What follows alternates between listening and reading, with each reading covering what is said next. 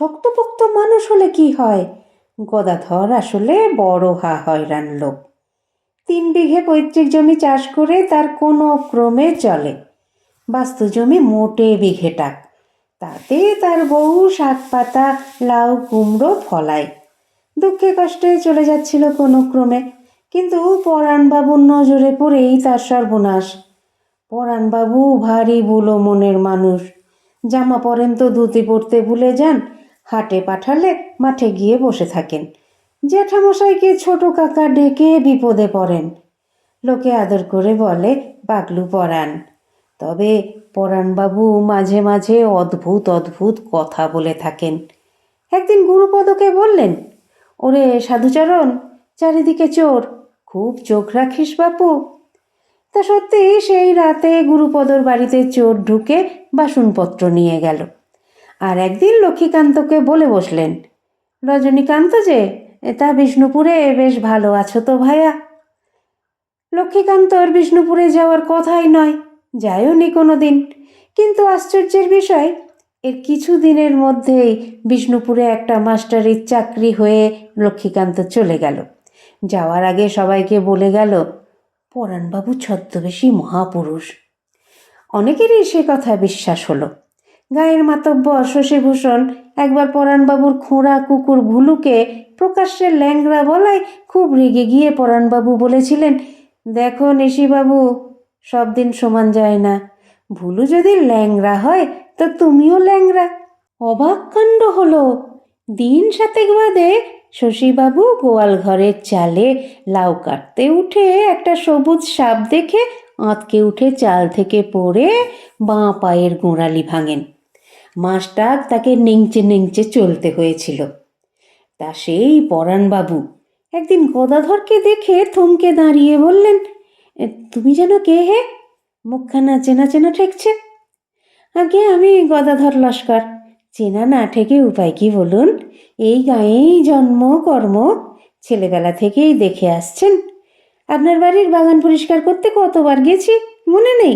পথে ঘাটে হরদম দেখাও হচ্ছে। খুবই অবাক হয়ে পরাণবাবু বললেন, বটে, তা তুমি করো কি হে বাপু? আগে এই একটু চাষবাস আছে, 3 বিঘে জমিতে সামান্যই হয়। নাক কুচকে পরাণবাবু বললেন, মোটে 3 বিঘা? ছা ছা, ও বেচে দাও। বলেন কি বাবু, বেচলে খাবো কি? ভারী বিরক্ত হয়ে ভ্রু কুঁচকে পরাণবাবু বললেন, খাবে? কত খাবে হে হলধর?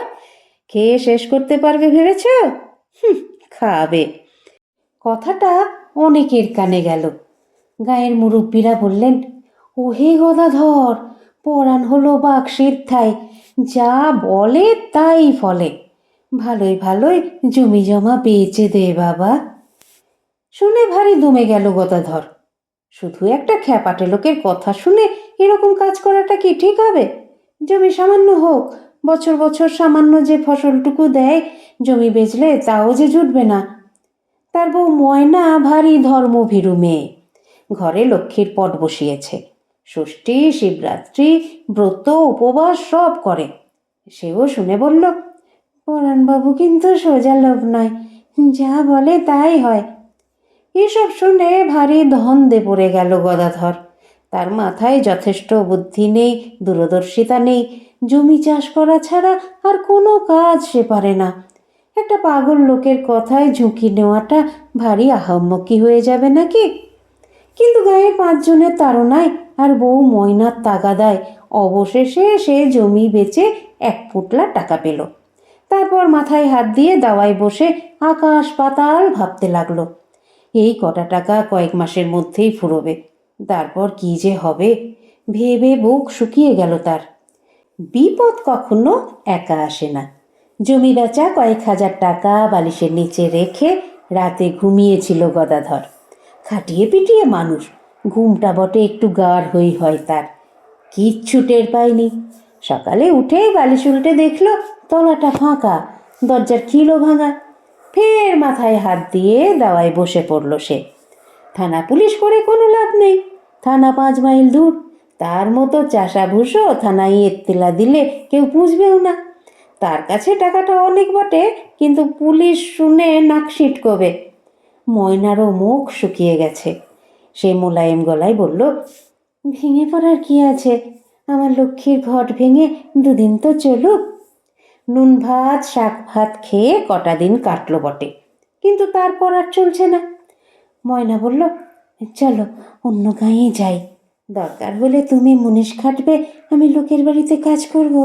এই গাঁয়ে ওসব করলে তো বদনাম হবে।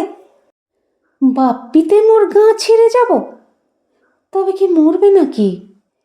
কাহিল গলায় গদাধর বলল, তাই চলো। পাছে কেউ দেখতে পায় সেই ভয়ে সন্ধ্যের পর 2টো পোঁটলা নিয়ে দুজন গাঁ ছেড়ে রওনা হলো। গাঁ ছেড়ে বেরোতে না বেরোতেই প্রচণ্ড কালবৈশাখীর ঝড় ধেয়ে এলো। আকাশে গণবিদ্যুতের চমক, বাজ পড়ার পিলে চমকানো আওয়াজ আর তুমুল হাওয়া। দুজনে হাত ধরাধরি করে পড়ি কি মরি ছুটতে লাগলো। অন্ধকারে পথের মোটে হদিশই পেল না, শুধু টের পাচ্ছিল হাওয়া তাদের প্রায় উড়িয়ে নিয়ে চলেছে। ঝোপ জঙ্গল মাঠ ঘাট পেরিয়ে তারা দিক বিদিক শূন্য হয়ে ছুটছে। বৃষ্টির তোরে তাদের জামা কাপড় পুঁটলা পুঁটলি ভিজে জবজব করছে। দমসম হয়ে যাচ্ছে তারা। বাতাসের শব্দে আর বাজের আওয়াজে কেউ কারো সঙ্গে কথা বলারও সুযোগ পাচ্ছে না। হাঁ করলেই মুখের কথা কেড়ে নিয়ে যাচ্ছে বাতাস। কালবৈশাখীর নিয়ম হলো সে বেশিক্ষণ থাকে না।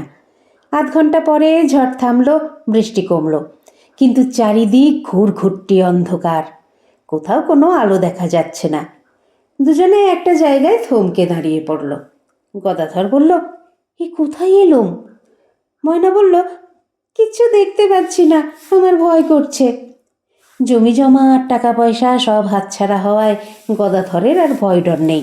সে ময়নার হাতখানা শক্ত করে চেপে ধরে বলল, আর ভয়টা কিসের? ময়না বলল, চলো ফিরে যাই। গদাধর একটা শ্বাস ফেলে বলল, ফিরবো বললেই কি ফেরা যায়? এ কোন জায়গাটায় এসে পড়লুম তাই বা কে জানে। পথঘাট আন্দাজ করা কি সোজা? ঝড়ের ধাক্কায় অনেকটা এসে পড়েছি। চলো দেখি একখানা গ্রাম টাম পাওয়া যায় কিনা। অন্ধকারে ঝোপ জঙ্গল ভেঙে তারা ধীরে ধীরে এগোতে লাগলো। গ্রাম বা লোকবসতি পেলেই যে আশ্রয় মিলবে এমন ভরসা নেই। উটকো লোককে কেই বা আদর করে ঘরে জায়গা দেয়। আজকাল যা চোর ডাকাতের উপদ্রব। একটা জঙ্গল মতো জায়গা পেরোতেই সামনে একটা আলো দেখতে পেল গদাধর। বলল, ওই তো আলো দেখা যাচ্ছে, চলো দেখা যাক মাথা গোঁজার জায়গা মেলে কিনা। সামনে এগিয়ে একখানা মাঠ কোঠা দেখা গেল বটে, তবে তার বেশ দৈন্য দশা। সামনের ঘরে একখানা হ্যারিকেন জ্বলছে। বন্ধ দরজায় খুটখুট শব্দ করে গদাধর ভারী বিনয়ের গলায় বলল, আমরা বড় দুঃখী মানুষ, মশাই একটু মাথা গোঁজার ঠাঁই পাওয়া যাবে? ভেতর থেকে বাজখাই গলায় কে যেন বলে উঠল, ভেতরে এসো, দরজা ভেজানো আছে। দুজনে ভারী জড়সড় ভয়ে ভয়ে ভেতরে ঢুকলো। ঘরের কোণে রাখা হ্যারিকেনের আলোয় দেখা গেল সামনে একটা তক্তপোষ, তাতে গোটানো বিছানা, কয়েকটা বাক্স পেটরা, কিছু হাঁড়ি কুড়ি, কিন্তু ঘরে কেউ নেই। গদাধর গলা খাঁকারি দিয়ে ভারী নরম সুরে বলল, আগে অপরাধ নেবেন না, উৎপাত করতেই এসেছি বলতে পারেন, তবে বিপদে পড়েই আসা। আমরা বড় দুর্দশায় পড়েছি কি না। কে যেন ভরাট গলায় বলে উঠল, দুর্দশা তো কিছু দেখছি না হে। কে বলল দুর্দশায় পড়েছ? একটু হাওয়া ছেড়েছিল আর 2 ফোঁটা বৃষ্টি পড়েছে, এই তো। তা চাষিবাসীকে তো ঝড়ে জলে কত কাজই করতে হয়। তা বটে, বলে গদাধর হাত কচলাতে কচলাতে বলল, যদি দয়া করে একটু আশ্রয় দেন তো দাওয়াতে বসেই রাতটা কাটিয়ে দেবক্ষণ। দাওয়ায়? দাওয়াই কেন হে? দিব্যি ঘরদোর রয়েছে, দাওয়ায় থাকবে কোন দুঃখে? ভেতরের ঘরে যাও, শুকনো কাপড় চোপড় পাবে, পরে নাও গে। উনুনে আঁচ দেওয়া আছে, খিচুড়ি চাপিয়ে দিয়ে গেঁট হয়ে বসে থাকো। ময়না ফিসফিস করে বলল, গলা পাচ্ছি বটে, কিন্তু কাউকে দেখতে পাচ্ছি না কেন বলো তো? গদাধরও ভরকে গিয়ে বলল, তাই তো। ময়না বলল, জিজ্ঞেস করো না। গদাধর ফের হাত কচলে বলল, আপনি কোথা থেকে কথা বলছেন আগে? সামনে এলে একটু পদধূলি নিতুম। হো বাবা, পদধূলি বড় কঠিন জিনিস। খুঁটির গায়ে একটা হাত আয়না ঝুলছে, দেখতে পাচ্ছ?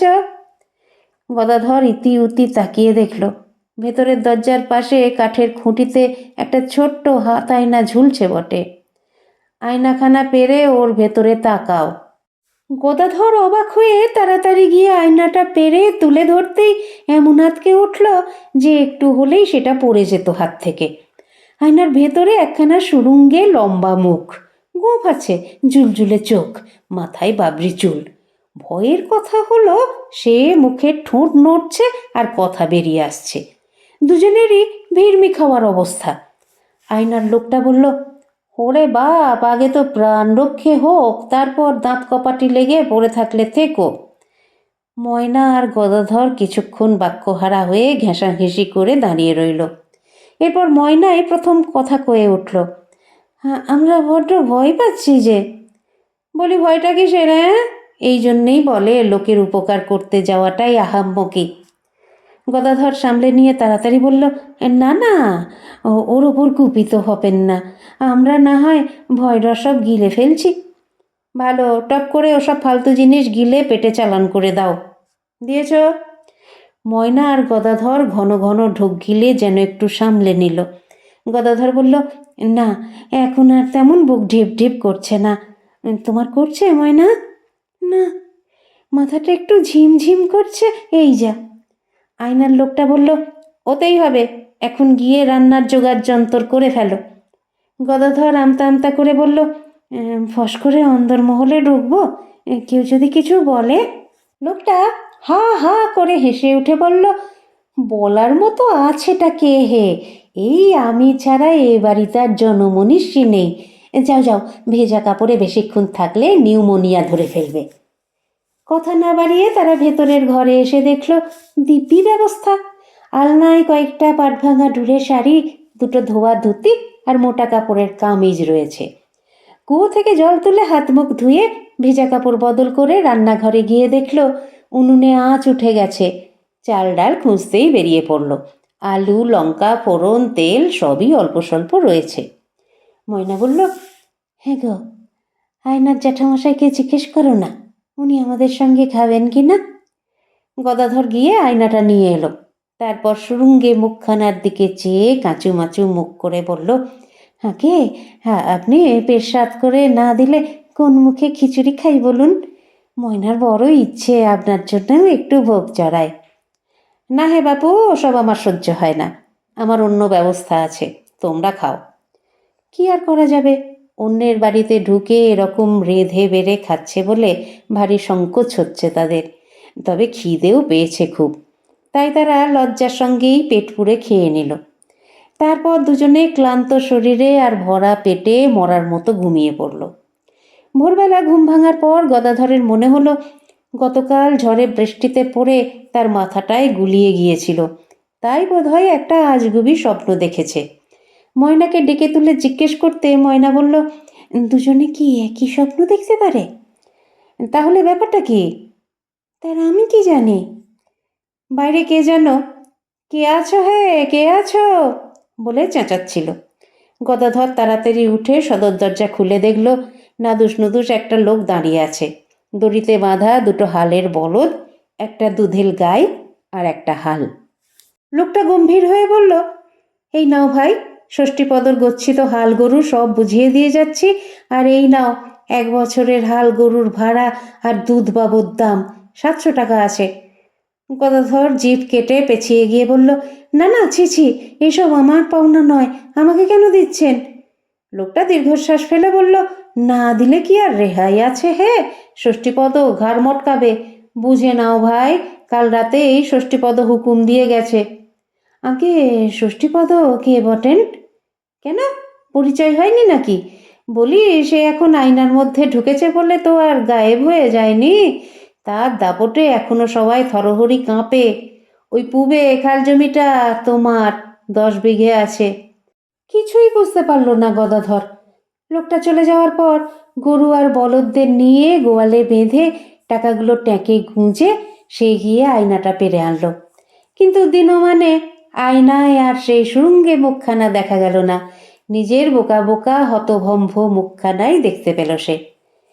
এরপর আর একজন রোগাপানা লোক এসে হাজির, সঙ্গে মুটের মাথায় দুটো ভরা বস্তা। এই যে ভাইয়া, আমি হচ্ছি শ্যামাপদ মুদি, 2 বস্তা চাল দিয়ে গেলুম। ষষ্ঠীপদর হুকুম তো আর অমান্য করতে পারি না। এই 2 বস্তায় পাওনা ছিল তোমাদের, আর এই 1000টা টাকা। গদাধর কথা কইতে পারছে না, কেবল ঢোক গিলছে, জিভ টাগরা সব শুকনো। একটু বেলার দিকে একজন বউ মানুষ এসে পিছনের দরজা দিয়ে ঢুকে সোজা ময়নার কাছে হাজির। একটা পুঁটলা খুলে কিছু সোনার গয়না বের করে বলল, নাও বাপু, তোমার জিনিস বুঝে নাও। মোট 8 গাছা সোনার চুড়ি, বাঁধানো নোয়া, বিছে হার, 1 জোড়া বালা আর ঝুমকো দুল। ময়না অবাক হয়ে বলল, এইসব আমার হবে কেন? তা জানি না, ষষ্ঠীপদ গচ্ছিত রেখেছিল, এখন হুকুম হয়েছে তাই দিয়ে যাচ্ছি। কিন্তু আমি তো ষষ্ঠীপদ বাবুকে চিনি না। চিনবে বাপু, এ গাঁয়ে থাকলে তাকে না চিনে উপায় আছে? তা তোমাদের কপাল ভালো যে তার নেক নজরে পড়েছ। তার ভয়ে আমরা কাঁটা হয়ে থাকি কি না। সারাদিনে আরও অনেকে এসে অনেক জিনিস দিয়ে গেল। কেউ দা আর কুরুল, কেউ শীতলপাটি, কেউ কুয়োর বালতি আর কাঁটা, কেউ কাঠের টুল, কেউ বাসন কোসন বা কড়াই আর হাতা, এমনকি 1 গাছা ঝাঁটা অবধি। সবই নাকি ষষ্ঠীপদর গচ্ছিত রাখা জিনিস। গদাধর আর ময়নার দিশেহারা অবস্থা। গরিব হলেও তারা লোভী লোক নয়, এসব জিনিস তাদের ঘরে ছিল না। তার উপর ষষ্ঠীপদর রহস্যটাও তাদের মাথায় সেঁধোচ্ছে না। খুব ভাবনা চিন্তার মধ্যে দিয়ে দিনটা কাটল তাদের। সন্ধে হতেই হঠাৎ সেই বাজখাঁই গলা, সব জিনিস ফেরত দিয়ে গেছে তো? গদাধর তাড়াতাড়ি আয়নাটা পেরে দেখল, সেই শৃঙ্গে মুখ, কাঁপা গলায় বলল, এইসব কি হচ্ছে বলুন তো মশাই, আমরা যে কিছুই বুঝতে পারছি না। লোকটা ধমক দিয়ে বলল, বেশি বুঝবার দরকার কি তোমার? কাল থেকে তেঁতুলতলার জমিতে হাল দিতে শুরু করো। আমরা কি তবে এখানেই থাকবো? তবে যাবে কোন চুলোয়? ময়না পেছন থেকে ফিসফিস করে বলল, গো, রাজি হয়ে যাও। গদাধর গদগদ হয়ে বলল, যে আজ্ঞে। আপনাদের মতামত আমাকে সমৃদ্ধ করে, তাই অবশ্যই বলবেন আজকের গল্প পাঠ আপনাদের কেমন লাগলো। যারা চ্যানেলটিকে সাবস্ক্রাইব করেছেন তাদের অসংখ্য ধন্যবাদ। আর যারা এখনো পর্যন্ত সাবস্ক্রাইব করেননি তারা একটু কষ্ট করে সাবস্ক্রাইব করে নিয়ে সঙ্গে থাকুন না প্লিজ। একটু লাইক, শেয়ার এগুলো নিশ্চয়ই বলে দিতে হবে না? সুস্থ থাকবেন, সুন্দর থাকবেন আর অপেক্ষা রাখবেন পরবর্তী গল্পের। নমস্কার।